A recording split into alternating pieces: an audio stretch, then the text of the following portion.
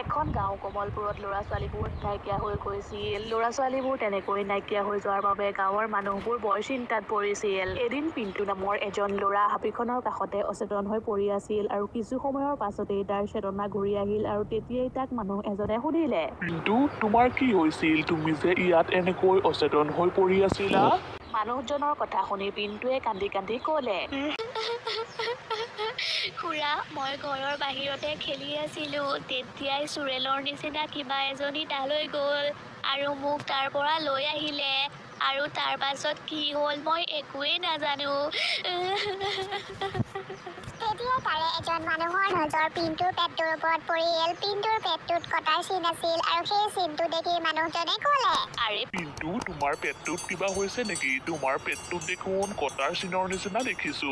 কিন্তু পিণ্টুৱে একোৱেই ক'ব নোৱাৰিলে আৰু সি বিষত পৰি গ'ল। পিণ্টু তেনেকৈ পৰি যোৱা দেখি গাঁৱৰ মানুহবোৰে মিণ্টুক গালি পাৰিবলৈ ধৰিলে আৰু গোপালে মিণ্টুক ক'লে, মিণ্টু, তুমি অকণমান মনে মনে থাকিব নোৱাৰানে? দেখিছানে নাই তুমি ল'ৰাটোৰ কি অৱস্থা হৈ আছে? যেতিয়াই তেতিয়াই যি টি কথা কৈ থাকা। খুৰা, মই আচলতে ক'বলৈ বিচাৰিছো যে পিণ্টুৰ পেটত যিটো কটাৰ চিন আছে সেইটো কিডনী উলিওৱাৰ কটাৰ চিন হয়। কেনেবাকৈ পিণ্টুৰ লগতো তেনেকুৱা হোৱা নাইতো।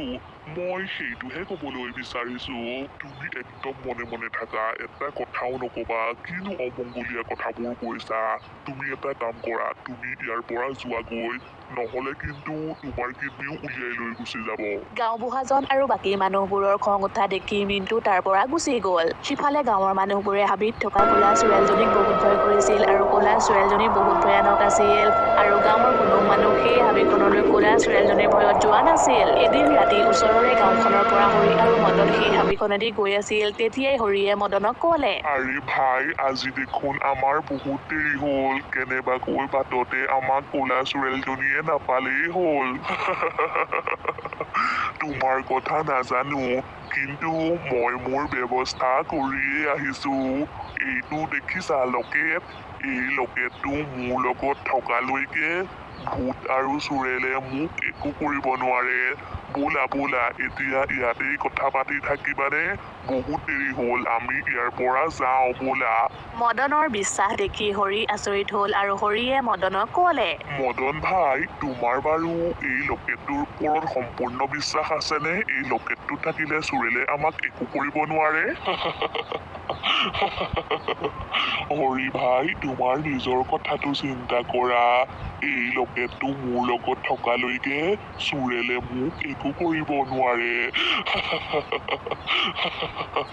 কিন্তু হৰি আৰু মদনে গম পোৱা নাছিল যে সিহঁতে পতা কথাবোৰ চুৰেলজনীয়ে শুনি আছে। কথাবোৰ শুনাৰ পাছত চুৰেলজনীয়ে ক'লে, এই লকেটটো থাকিলে মই তহঁতক একো কৰিব নোৱাৰো।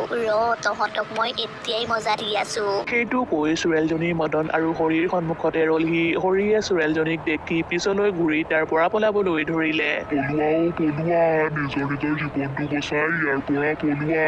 আমাৰ সন্মুখলৈ ক'লা চুৰেলজনী আহি গ'ল। পলোৱা ইয়াৰ পৰা সোনকালে, পলোৱা। হৰি তাৰ পৰা পলোৱা দেখি চুৰেলজনীয়ে হাঁহিবলৈ ধৰিলে আৰু মদনক ক'লে,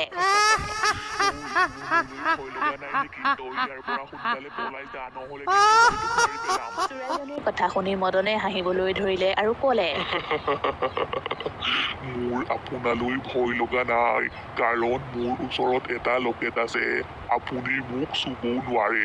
আপোনাৰ যদি ইমানেই সাহস আছে, আপুনি এবাৰ মোক চুই দেখুৱাওকচোন। মদনৰ কথা শুনি চুৰেলজনীৰ বহুত খং উঠিল আৰু চুৰেলজনী মদনৰ ওচৰলৈ গৈ মদনক এচৰ মাৰি দিলে।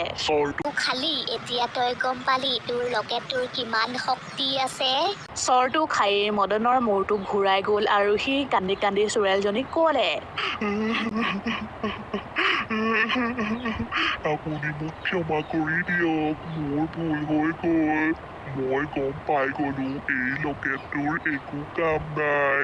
বাবাজনে মোক এই লকেটটো এনেই দিলে। মদনে তেনেকৈ কন্দা দেখি চুৰেলজনীৰ তাৰ ওপৰত দয়া উপজিল আৰু তাক এৰি দি ক'লে, তোৰ ওপৰত মোৰ দয়া উপজিছে, সেইবাবে মই তোক এৰি দিছো। কিন্তু তই মোৰ কাম কৰিব লাগিব। তই মোৰ পেটৰ ভোক গুচাবলৈ গাঁৱৰ মানুহ ইয়ালৈ আনিব লাগিব।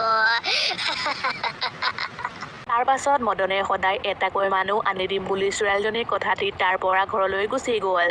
ঘৰত হৰি আৰু মদনৰ পত্নী বহি আছিল। মদনৰ পত্নীয়ে মদনক দেখি বহুত সুখী হ'ল আৰু ক'লে, আপুনি আহিলে, মই গম পাইছিলো আপুনি আহিব বুলি, কিন্তু এই হৰি ভাইয়ে কৈ আছে আপোনাক হেনো চোৰেলে খাই পেলালে। হৰিৰ নাম শুনি মদনৰ বহুত খং উঠিল আৰু সি খঙেৰে ক'লে, ইয়াৰ নাম একদম নল'বা, ই বহুত বদমাছ হয়। সি মোক তাতেই চোৰেলজনীক খাবলৈ দি তাৰ পৰা পলাই গুচি আহিলে।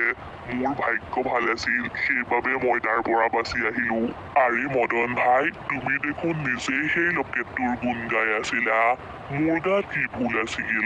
মইতো মোৰ নিজৰ জীৱনটো বচাব লাগে, সেইবাবে মই তাৰ পৰা পলাই গুচি আহিলো। হৰি খঙত তাৰ পৰা গুচি গ'ল আৰু মদনে তাৰ পত্নীক চোৰেলজনীৰ সকলোবোৰ কথা ক'লে। কথাবোৰ শুনাৰ পাছত মদনৰ পত্নীয়ে ক'লে, এইটো কিন্তু বহুত বেয়া কথা হ'ল। আপুনি যদি এতিয়া চোৰেলজনীৰ ওচৰলৈ মানুহ লৈ নাযায়, তেতিয়াহ'লে চোৰেলজনীয়ে আপোনাকেই মাৰি পেলাব। সিহঁত দুয়োজনে ভাবিবলৈ ধৰিলে যে চোৰেলজনীৰ ওচৰলৈ কাক লৈ যায়। তেতিয়াই তালৈ মিণ্টু আহিল আৰু মিণ্টুক দেখি মদনে তাৰ ওচৰলৈ মাতিলে।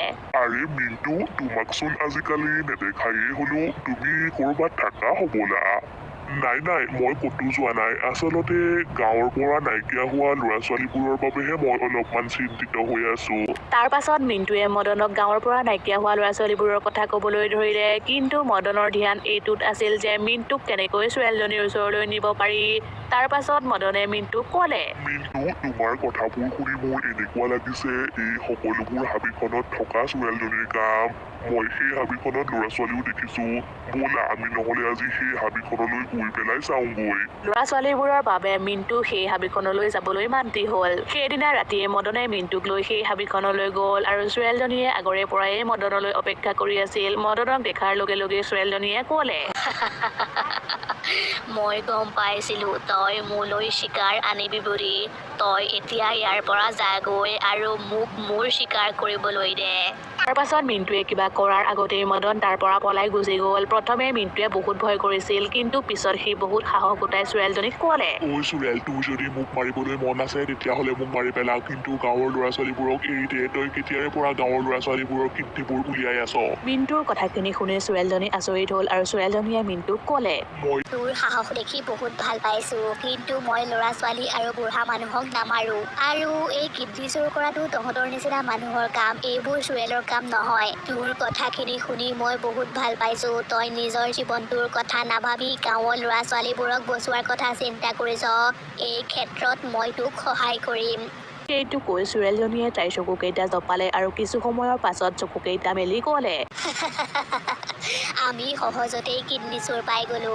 মিণ্টু, তুমি এটা কাম কৰা, গাঁৱৰ মানুহবোৰক একগোট কৰি হাবিখনৰ একেবাৰে চুকলৈ লৈ ব'লা। সেইটো কৈ চোৰেলজনী তাৰ পৰা গুচি গ'ল আৰু মিণ্টুৱে গাঁৱৰ মানুহবোৰক একগোট কৰি হাবিখনৰ চুকলৈ লৈ গ'ল। তেতিয়াই তাতে থকা চোৰেলজনী এটা গুহাৰ ভিতৰলৈ সোমাই গ'ল আৰু গাঁৱৰ মানুহবোৰ চোৰেলজনীৰ পিছে পিছে গ'ল। গুহাটোৰ ভিতৰলৈ সোমাই গৈ মানুহবোৰ আচৰিত হৈ গ'ল, কাৰণ গুহাটোৰ ভিতৰত এখন হস্পিতালৰ নিচিনা হৈ আছিল আৰু তাতে ল'ৰা-ছোৱালীবোৰক বান্ধি থৈ দিছিল।